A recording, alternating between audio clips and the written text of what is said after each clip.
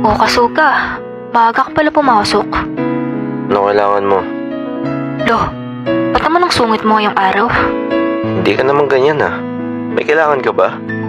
Ang maganda lang kasi gising ko. May kailangan ko agad sa'yo.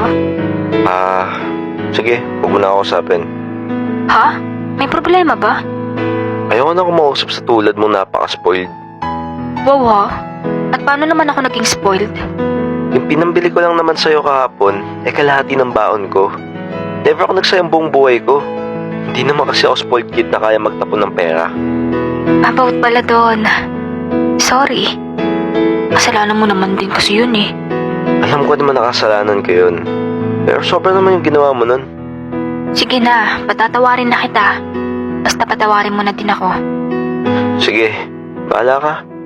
Please, huwag ka na sumimangot. Loh, ano ba problema mo? Wala naman.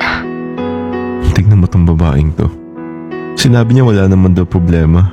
Pero yung mukha niya halatang nagpapabebe or nagpapakipot. Sarap mo din minsan kurutin sa pisngi eh. Ano nga? Wala nga. Oh, wala naman pala eh. Sige, doon na muna ako sa library. Hindi kasi, kilala mo pala yung BF ko. Sino?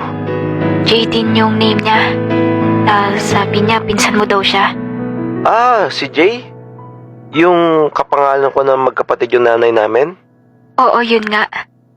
Oh, ano meron kung BF mo pinsan ko?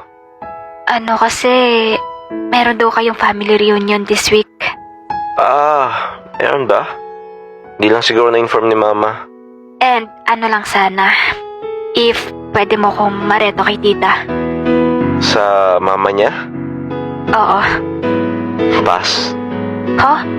Bakit pas? Napatawad na kita sa pagtapon ng binili ko kahapon. Pero baka nakakalimutan mo. Maldita ka sa akin mula